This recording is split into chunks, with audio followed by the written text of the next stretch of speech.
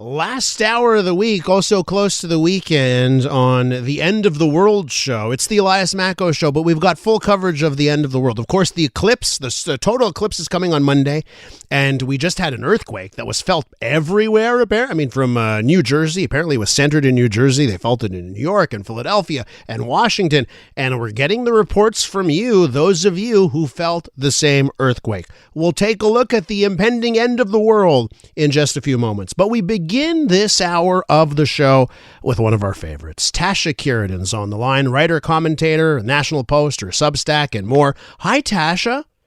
Oh, hey, Elias. How are you? I'm good. Now, where are you right now? Did you feel an earthquake where you are? No, I'm sitting on my couch in Toronto, working away here on my laptop. No quake. No. It's all peaceful and quiet. You're in Toronto. I mean, nothing exciting happens in Toronto, so it goes without saying. Yeah, tons of bad things happen here, but not bad today. So, Tasha, the reason you're on, and I absolutely love this, the reason you're on, you just did a piece that was published in the National Post. I'm going to play a mental exercise with our listeners for a second, because the headline of the Post is, Liberals fill in the blank. Okay, so for the mental exercise here is I want listeners to fill in the blank, okay? Liberals fill in the blank is making us poorer and less safe, okay? And if that was a game show, right? Like, how are the Liberals making us poorer and less safe? Like, people would probably answer, okay, the car theft stuff, the housing stuff. Like, they'd go down the list. Maybe the 20th, if it was Family Feud, like it would be the fifth thing where one person says it, right? We ask 100 people.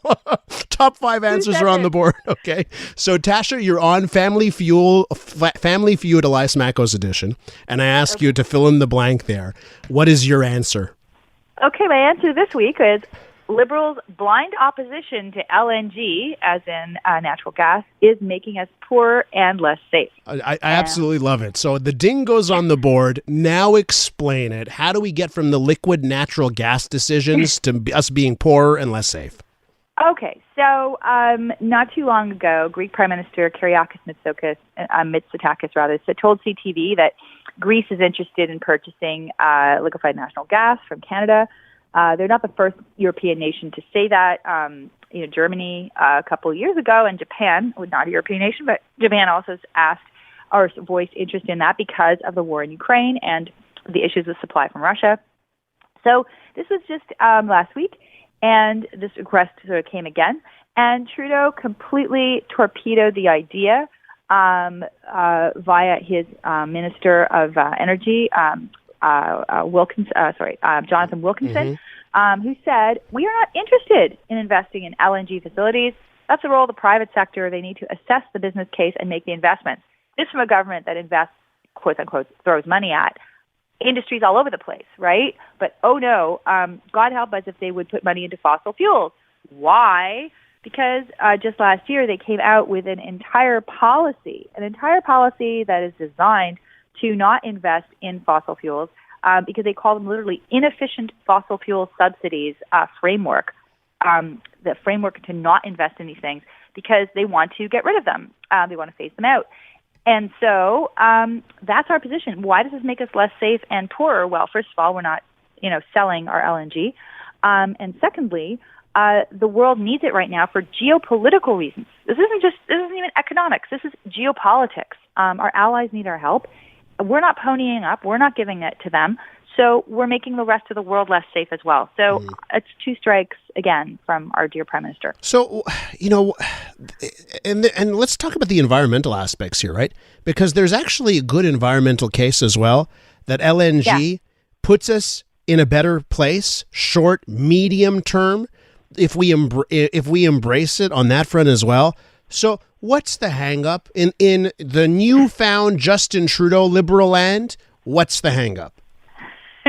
Well, it's the idea that we should hit net zero, ideally by 2035. We know that's not going to happen. It's really more like 2050. But even that, it's the idea that they want Canada. We just cannot countenance any kind of increase in fossil fuel production because it will fly in the face of this policy that they established, whereby any subsidy or anything, any money thrown at fossil fuels is considered to be inefficient and just a no-go. So this policy is coloring everything with this one lens, which is environment. It's the only thing. But as you point out, even another website that the government has, ironically, Natural Resources, says natural gas burns more cleanly than gasoline or diesel fuel, produces fewer toxic pollutants, greenhouse gas emissions that contribute to climate change. It's also less likely to cause contamination. It's touting LNG as an alternative. But the government on the other side, on this other website, says no.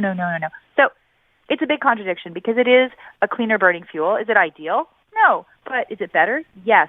Do we need it? Yes, we do. There's lots of evidence for that. And of course, especially in the European context or some countries, because they don't have access to LNG that Canada has, they're going down the coal path, or they're sticking with coal. I mean, like, correct. It's like the worst of all options here. And I guess this also goes to our positioning in the world. How do you think this impacts us when it comes to sitting at the table with our Western allies in Europe and our Western ally of Japan? Well, it's myopia. It's exactly this. It's this obsession. It's an ideological obsession. The Liberal Party wants, I guess, to die on this hill of environment at all costs without recognizing that every type of project, whether it is electric, whether it is solar, has a cost. And nothing is completely neutral. The idea is to find something that has the least impact, and that makes the most sense in the context, not to simply throw some out the window completely because we say, oh, that's terrible. We know now that electrifying the grid is going to be next to impossible to do by 2035. Some provinces like Saskatchewan say they'd have to redo their entire grid, which would double the price of electricity. Mm-hmm. Others, it's just not, if we all had electric cars, we would literally not have enough power to put them in service in Ontario. We know this. So to say that's the panacea, we must have this, is false. You need a mix of energy. So this is why it's this. Our allies, I think, they get it. They look at this, and I think that they're thinking, well, it's just like when Trudeau was lecturing the rest of the world on all sorts of other issues. Canada is not in a position to lecture. It shouldn't lecture. It should find solutions. And I think it diminishes us on the world stage to be so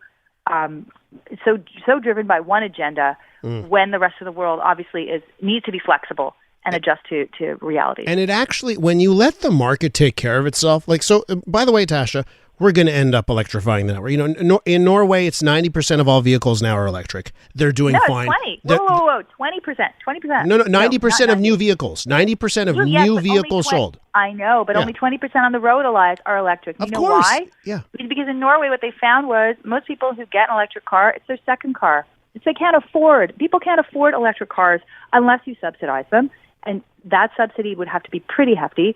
So again, it's this notion that everyone's going to... Norway is actually the poster child for the fact that this is not going to be an immediate changeover. You can force the production to be 90%. People won't buy the cars. Tasha, we're trying to make the same argument here, okay? I just want to point something out. So Norway, they're just 5 years ahead of us in the curve. They're going, and it's just a slow progress. But to say we're going to flip a switch, right? To say we're going to flip a switch and overnight, it has never worked. It won't work, right? And that's the thing to me that gets me here. Just while I still have you on, Tasha, you saw the unemployment numbers this morning, okay? No, I actually didn't. Okay. You know what? I heard them on the newscast, and I wasn't paying attention. Well, let me give you the recap. It's bad news. It's bad news in Canada. Okay, so the unemployment rate goes now up to 6.1%. It's up 0.3%. But let me also point this out. In the United States, another robust month. They added 300,000 jobs. Unemployment rate down again.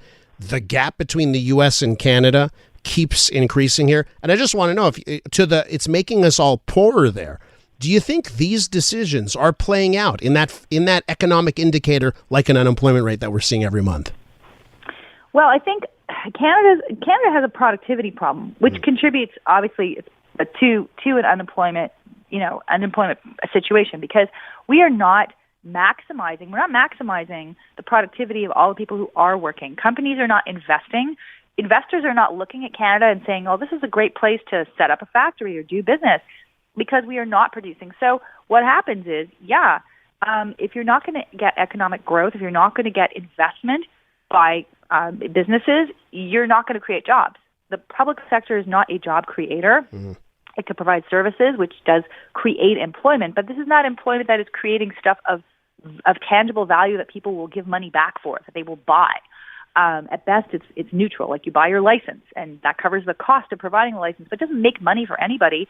You need the private sector. So, yeah, I think that the United States has always been a more favorable climate for business and investment.